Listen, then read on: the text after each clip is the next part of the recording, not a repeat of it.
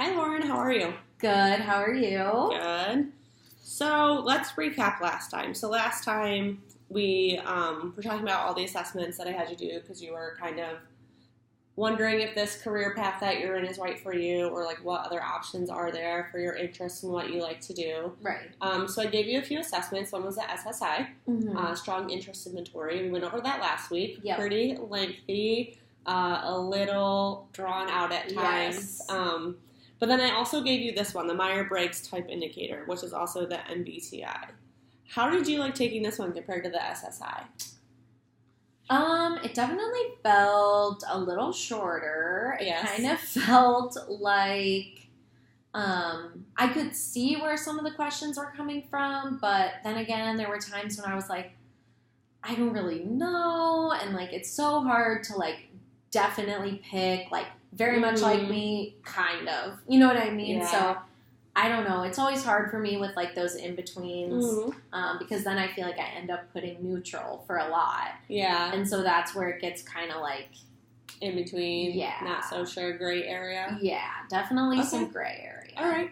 Well, just like the SSI, this one is definitely nothing that's set in stone. You don't have to like live by this. It's not the Bible. So it's not going to be 100% accurate, but it kind of just gives us another view of what you like and your interests and like how it can affect your career. Right. So the SSI focused kind of more on like what you like to do, your interests.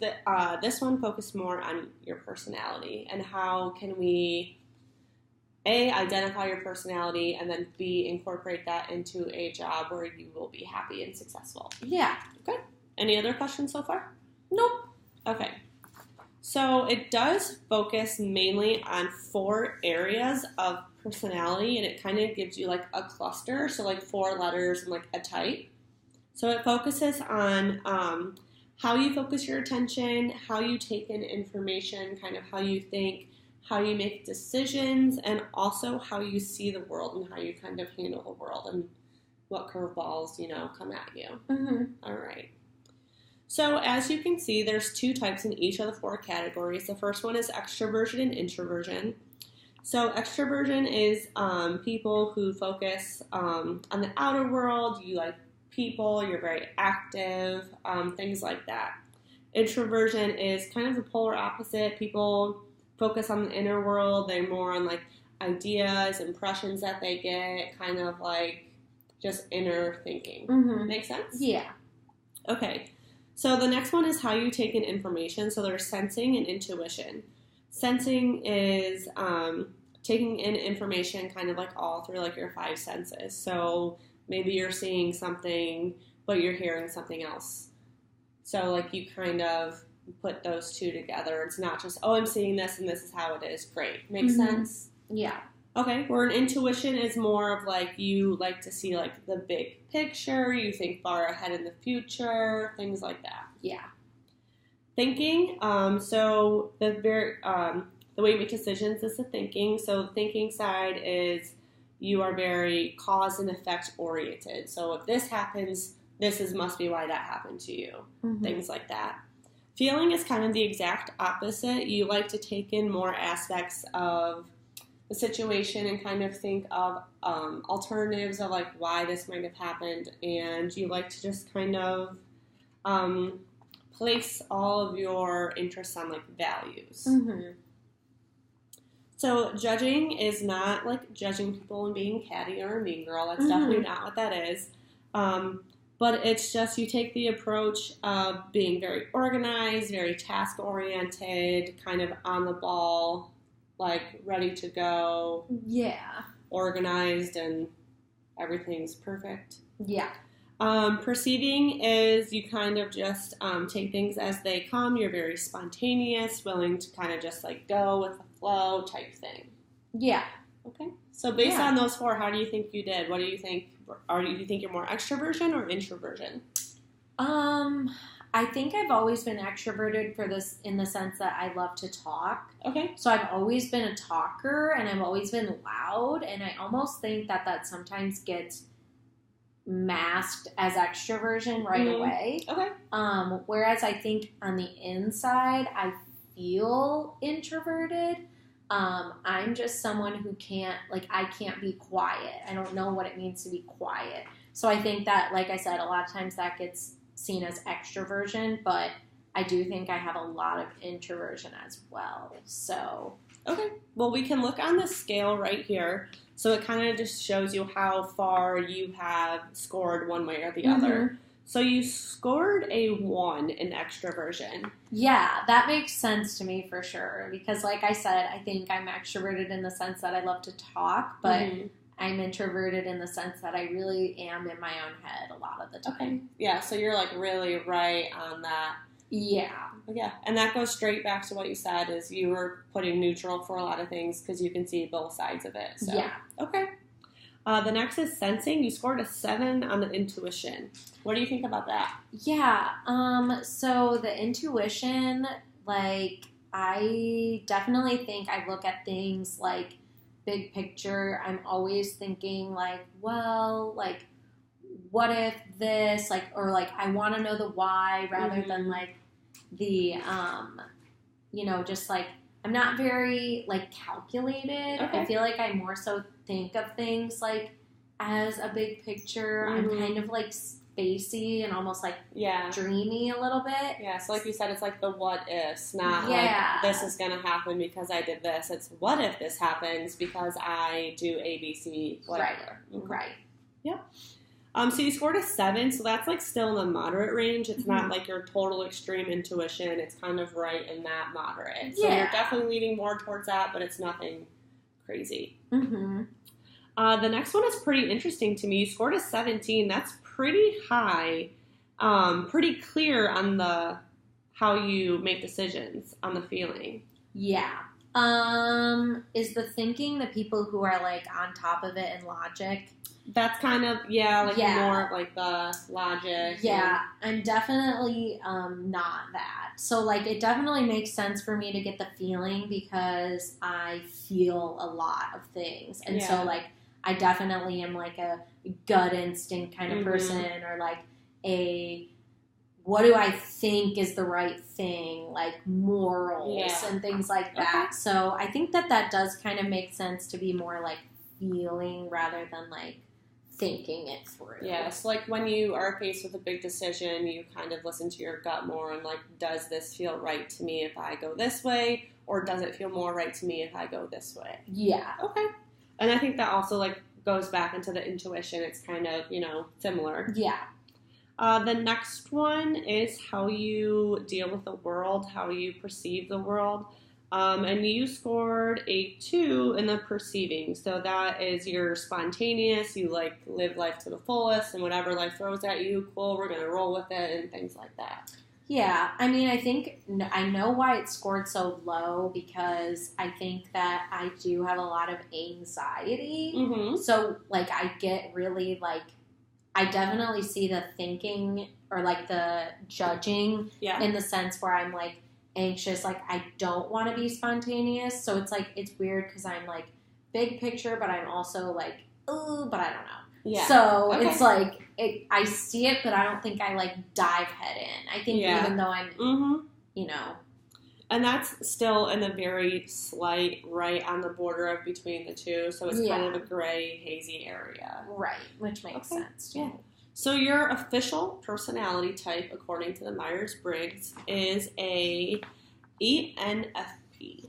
Yeah. So now whenever anyone asks you, you can be like, yeah, that's what I am, and kind of go from there. Yeah. Kind of interesting to know. Yeah. Okay.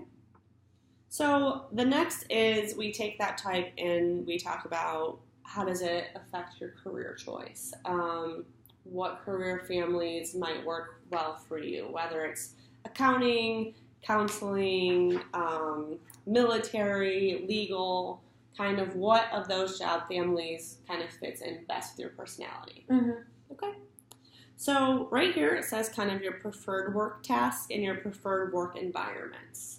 So the task is you definitely like helping others and you like helping them develop how to learn. So I think that really goes well with your counseling because you want them to develop insight and kind of gain that introspective thinking of how do my decisions and my choices affect the way I live. Yeah. Makes sense? I think so. Okay. You also, it says, develop multiple solutions to problems. So you're a thinker, you're a problem solver. Yeah. Makes sense? Yes. Okay, yeah, that does make sense to me because I know in past you thought that you were talking more about like solution-focused therapy, so that kind of gets into that. Yeah. Also, you like seeing possibilities in any situation or person, so you always see the silver lining, which is a good quality to have. You create new products or services, so you're innovative, you're kind of quick thinking, so that's always good. You are motivating others, you're conveying enthusiasm and energy into them, so that's kind of like instilling hope in your clients, like, yes, you can do this, I believe in you, I have faith in you. And then also you like to move quickly from one project to another. Yeah, I have a hard time focusing my energy on one thing. Yeah. So I definitely could see why I have like flight of ideas a little bit because I definitely get excited about things and then I get excited about other things and I can kind of be all over the place. So lots of enthusiasm for lots of different things. Yeah. Okay. So do you agree with that or are you kind of... Yeah, I think I kind of get everything. I think it pretty much matches up really well with what I am. I see it all. All right. So your preferred work environment is you like to offer opportunities to work with a variety of people. So you like being diverse, so maybe you don't get bored easily. You provide opportunities to travel, work with people in other different countries. You also encourage people and reward creativity. So it kind of goes back to that innovation that you have. You like to see that in other people. You like people who get excited about new possibilities, people with high levels of energy and that are really centered on that teamwork kind of theme of working. Yeah, I mean, I think it makes sense, but I do think this is where I get a little bit disagree with because I see more of my introversion. Like, I like to work on a team, but I don't want to necessarily always put all my eggs in a team. Okay. I like to be responsible for my own things. Okay, that definitely makes sense. And like I said, this totally is not 110%. So don't take it to heart. There's always going to be a little bit of misconceptions in there. All right. So moving on. So this is how your personality type affects how you look for work, explore job opportunities. So your strengths are... think of all the things that you have ever wanted to do. Be willing to consider almost any possibility. Take advantage of unexpected opportunities. Establish extensive network of people you can contact and convey enthusiasm and energy into interviewers. So what that says to me is you are very highly motivated and you are very highly positive as well, which are two fantastic things to have. Is that kind of what it sounds to you, or are you getting something else from that? No, that sounds about right. Okay. And then also it does list some challenges, but not only does it list challenges, it also does the flip side and kind of gives you strategies and techniques to overcome those challenges. Yeah. So the first challenge that it says is you may have a hard time focusing amid all the possibilities. And that's kind of humorous because you just said sometimes I have a hard time focusing. So. Yeah. All right. The suggested strategy for that is group all of your possibility into 3 categories. So kind of bring it in and hone it into maybe categories where you can focus more clearly. Yeah. Okay. Does that sound like something you would do or that you are doing currently? It's not something that I am doing, but I think it's something I would try to do. Okay. The next challenge is you may have no concrete action plan to help you meet your goals. So let's take it from a counseling perspective because that's what you're going into. It's kind of like treating a client without a treatment plan. Yeah.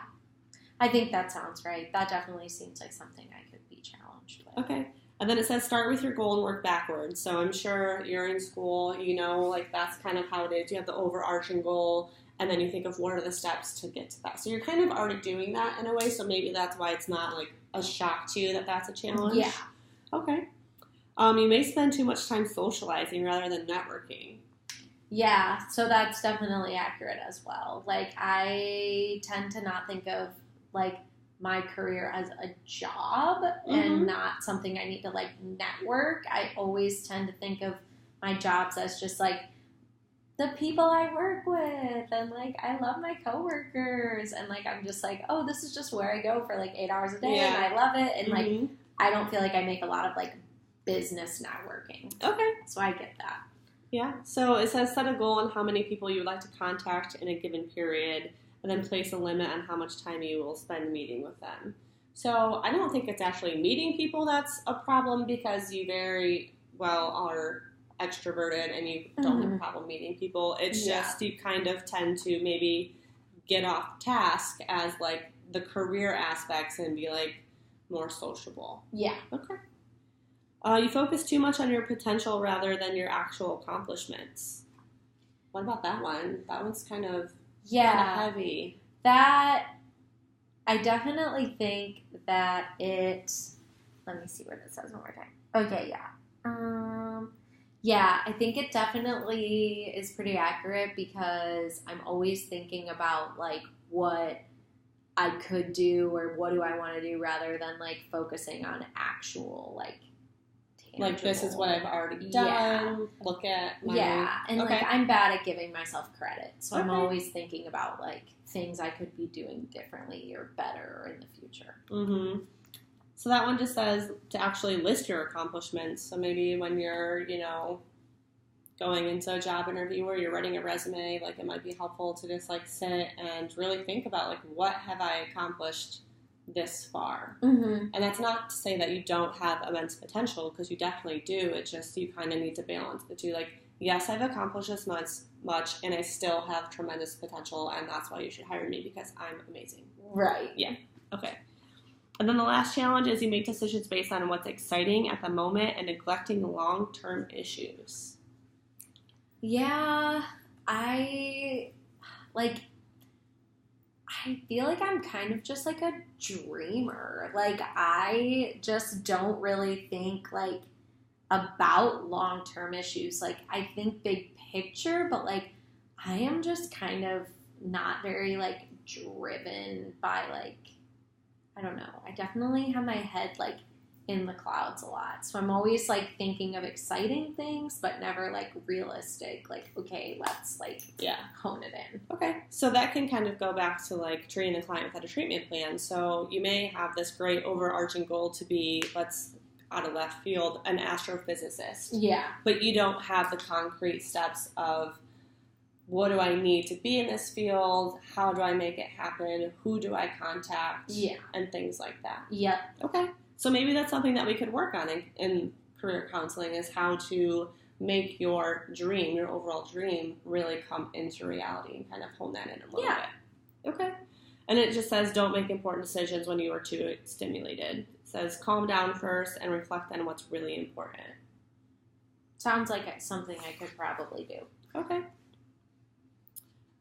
And this goes into, so that one was like kind of how you search for employment, search for the jobs that you like, and kind of get into starting into them. This one is this one's more your development throughout those careers. So let's go ahead and start with your strengths again. So that one says you identify and pursue multiple possibilities. You love to brainstorm, you're creative, you like to problem solve. You love to motivate others and bring energy and enthusiasm to any task. You communicate and sell ideas and possibilities to others well, and you work very closely with teams.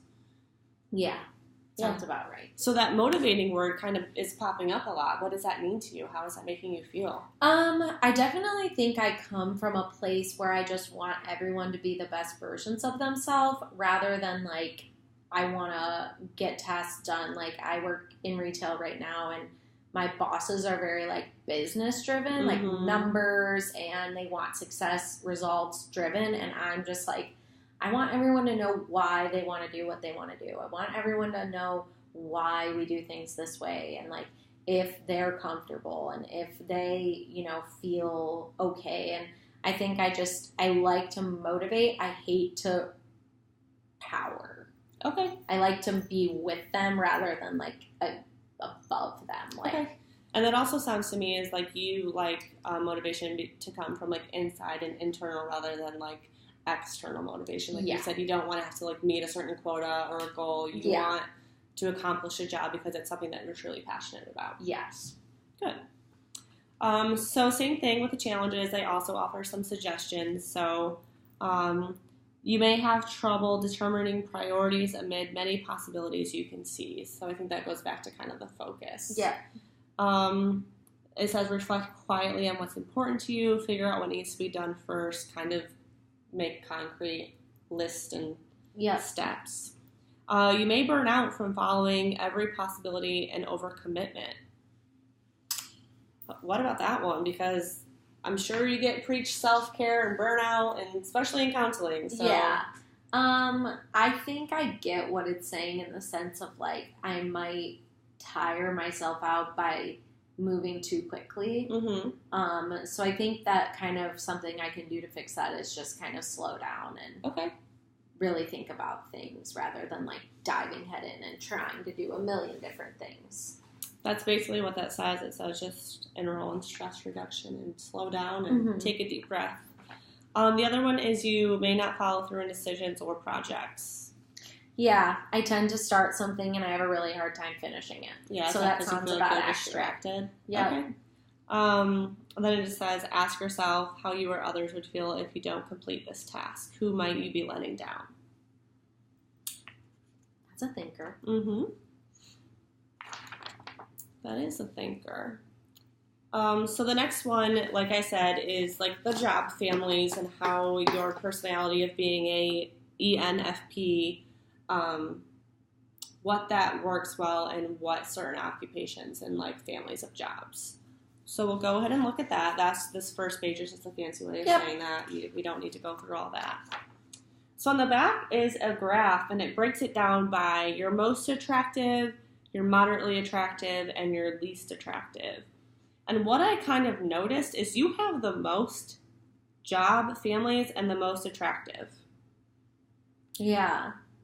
I think it's because I like so many different things. Yeah. And, like, I love to help people, but I also love, like, arts. And, like, I noticed that throughout the assessment, I was just, like, very much like me for a lot of the, like, arts, but also for helping. And so I feel like it makes sense why I would have kind of, like, a lot of different things that I'm interested in. And then my ones that I'm not interested are very, like, the same category, like, any math, nope. Any science, nope. Like, I can rule those out quickly, whereas other ones I'm like, oh, I could do that, or like, I'm interested in that. I like that. So I think that makes sense. Well, it goes from a scale of 0 to 100, and the only one that you scored 100 on is personal care and service.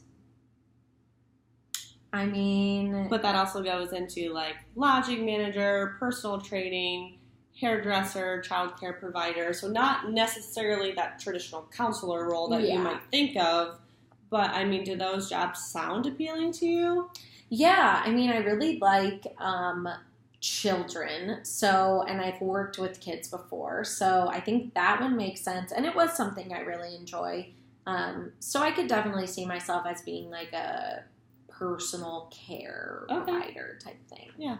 Then your next all are in the high 80s. So that's like art and designs, like you said, community and social service. That's kind of where like the community service manager, career counselor, clergy, social worker comes in. And then food preparation and service. So like a chef, maybe like a bartender. Yeah. And then the last one is your education, library sciences, and training. So school teacher, librarian, school administrator, university faculty. So those all sound about right for sure. So we'll move on to like the moderately attractive ones. So office administration support, that scored kind of slightly higher than halfway. Yeah, not such a fan of that. Yeah. And then legal, construction, business, and finance. Like you said, you don't like numbers, so that's not surprising to me why it's not in the most attractive, but in the moderately. And then your least is protective services, like a firefighter, law enforcement, transportation, and material moving. And then your least is architecture and engineering. That makes sense to me. Yeah, pretty good. Pretty straightforward. Yeah. All right.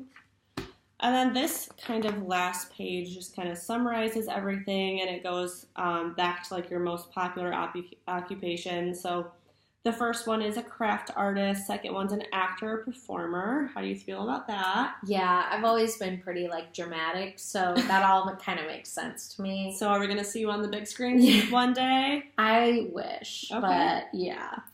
And then photographer, musician, mental health counselor is number 7, so it's in the top 10, so that's pretty good. Mm-hmm. And then restaurant kind of ends that out. And the other ones, it kind of goes down to childcare worker is like your least popular. Yeah. Makes sense? Yep. All right. So that's pretty much it. The back is the least. I don't think we really need to go through that because you seem like pretty well knowledgeable of what you don't like. Yeah. So do you feel like this was pretty accurate for you overall? Yes. Yeah? I do.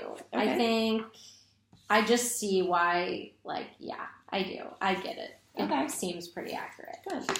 Yeah. So we could definitely look at this a little further in junction with the SSI and kind of compare the two, see if one scored higher on the other occupationally, and we can just kind of go from there and either keep you developing in the career that you're in or maybe see if we need to switch gears or roles or things like that. Sounds good. All right. Well, I will go ahead and give you your results to take home. Thank you. Thank you for coming. Drive safe, and I will see you next week. Thanks.